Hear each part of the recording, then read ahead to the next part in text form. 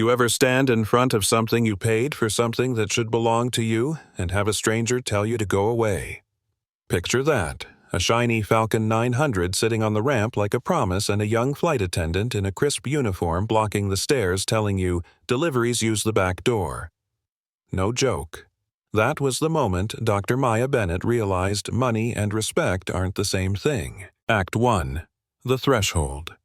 Maya had spent 3 days in a hospital operating lights out stitching together a diplomat's son's spine. 48 hours of coffee focus and fingers that remember how to put people back together. She smelled of antiseptic and exhaustion. She was wearing a faded university hoodie, old sneakers, hair up in a messy bun. The uniform of someone who's been on call too long. But the Falcon out there, that was hers.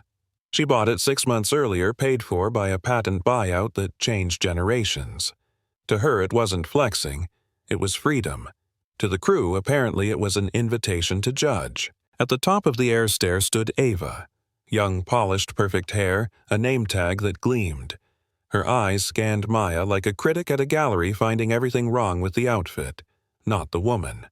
"I'm sorry, ma'am. Deliveries go to the FBO," Ava said, voice tight. Maya put a hand on the rail and said, quiet but firm, "I'm not delivery. I'm the passenger."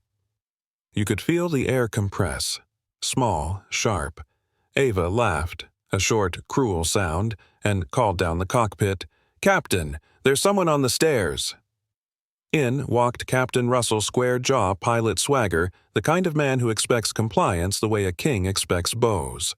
"Ma'am, you need to return to the terminal," he said with that paternal cadence that carries permission and a threat at once. Maya said her name, Dr. Maya Bennett, and the laugh came again like a cheap curtain call. "Right," Russell snapped, "and I'm the Queen of England." He hinted at calling security. He implied she didn't belong on her own plane. It wasn't the words alone. It was the way they landed, soft and systematic, the kind of dismissiveness built on assumptions about who belongs in which space. Inside Maya, something cold and bright clicked on. She could have left. She was tired, and a hospital operating room was nothing if not a promise of another crisis. But when someone treats you like invisible trash, you either accept it or you act. She dialed. Not a lawyer, not a friend. She dialed Skyward Jet Services. "Put him on speaker," she said, calm. When the CEO heard her voice, the situation reversed in 30 seconds. The captain's smile died like a bulb blown. Maya didn't shout, she didn't threaten, she stated a fact. "You are on my plane. Escort the crew off now." They left. Ava's mascara ran. Russell's face was red, and Maya stepped into a silence that felt like victory and emptiness at once. She sat in the owner's seat, poured a glass of Pinot, wrapped herself in a blanket, and slept on the aircraft. The best sleep she had in months. You'd think that was the end, right? But the internet has no patience for nuance. Act 2. The Turn and the Fall. A grainy video surfaced, shot from across the ramp. Cropped, edited, and hungry for a headline. It showed Maya at the stairs, people crying, a captain looking wounded. Someone captioned it, "Billionaire fires crew for being slow with a drink." The cut made a story they could swallow. Angry rich woman sobbing employee fallen captain. 4 hours later, 2 million views. The comments came like rain. Karen. Rich PPL problems. This is why we hate elites. Donors called Maya's hospital. The board wanted answers. Protesters organized. Her phone buzzed with threats. The uglier, the more creative. Truth is messy. Social media isn't interested. Maya's version had context. The initial slur, the refusal to check a manifest, the assumption she was service staff. The clip edited that out and fed the narrative everyone wanted to consume. Maya felt both betrayed by strangers and betrayed by the idea that evidence mattered anymore. She did what she always does when facts are being twisted, she collected them. But then the situation escalated into something none of them had imagined. Captain Russell, humiliated and furious, didn't just nurse his wounded pride. He found a mechanic with an old debt and a willingness to do a dangerous favor. "Make a light come on, not a crash," Russell told him. The classic lie of, "just teach her a lesson." They tampered with a hydraulic seal on a charter Falcon that was supposed to fly Maya to an important conference in London. A little sabotage, or so they thought, under complex pressures and at 41,000 feet became catastrophic. On that flight, Maya wasn't rehearsing her speech. She was scrolling death threats and trying to breathe under the weight of anger. 2 hours into the crossing, a low vibration spread like a living thing. Systems flickered. A HID press light, then a master caution.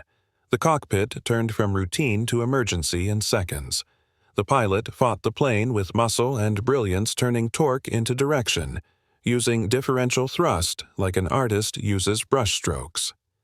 The jet slammed into Gander's runway on a landing that was more collision than touchdown sparks and snow and a smell like burnt metal. The evacuation was chaotic and brutal. Maya slid down a chute into freezing mud with her heart hurling in her ribs. It was survival, but barely. In the hospital, Benjamin, a lead investigator, told her something she already feared: someone had cut the safety wire on the hydraulic reservoir. Not an accident. Not a maintenance oversight. Someone had tried to make the plane fail. Maya felt something hard and small in her chest. Anger, yes, and terror, and the slow dawning that the humiliation on the ramp had become a violent attempt to ruin more than her reputation. Act 3. The Spotlight and the Reckoning. Maya did not go away. She brought cameras. Investigators petitioned for every scrap of footage, and when the time came, she walked onto a stage in London. Bones, still sore ribs taped, but with a voice that had learned how to carry both compassion and steel. She was there to present her work, to talk about a surgical protocol that saved lives.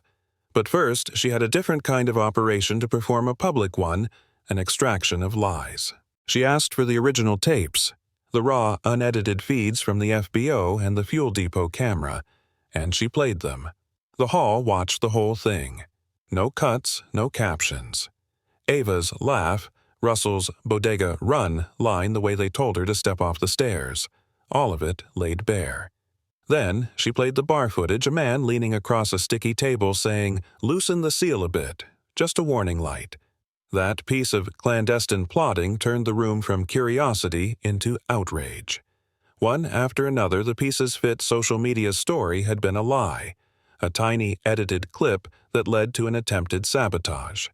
Russell and the mechanic were arrested. The law did what it could, and it did it in public. But justice isn't neat.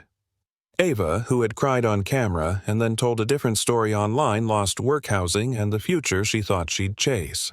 Her apology videos didn't patch the damage. There are people who are punished and people who are punished harder. Maya won the suit, reclaimed her plane, stripped the interior, hired a crew she trusted. A black captain with military experience, a warm attendant who knew how to listen. But the scars stayed. You can't unsee the way thousands of strangers tried to flatten a life to fit a headline. When she walked onto her newly refurbished Falcon months later, the ramp felt different. There was a sign by the crew entrance, a simple code of conduct printed in big letters: "Respect is non-negotiable." Maya sat in the owner's seat, sipped a glass of wine handed to her, looked out at the skyline shrinking beneath the wings, and felt a steady, earned peace. She'd fought more than a viral clip. She'd fought the idea that assumptions are harmless. They are not. They can become conspiracies. Finale. The question that won't go away. So here's what I want you to think about. Did justice come in the right form? Was 20 years for sabotage too much or not nearly enough? Do we forgive someone like Ava, who was part of a system and then crushed by it? Or do we hold everyone to account? And what's our role when we see a clip online that confirms our biases? Do we like? Do we share? Do we dig a little deeper? Maya's story ends on a plane, but it doesn't end there. It lives in comment threads and staff rooms, and in how people look at one another in elevators. Who they assume is a guest, who they assume is invisible. If you were standing on that ramp, what would you do? If you saw a clip that made you furious, would you scroll, or would you ask for the raw feed? Tell me in the comments. Tell me if you think Maya acted rightly, or if you think she fueled a spectacle. Share a time you saw someone judged by a moment and how it made you feel. Hit Like if this moved you, subscribe. If you want more stories that dig under the headlines and drop your best or worst, judged by a clip moment below. I'll read the most compelling replies in the next video. What would you do? And who do we become when we decide someone's story from a 30-second cut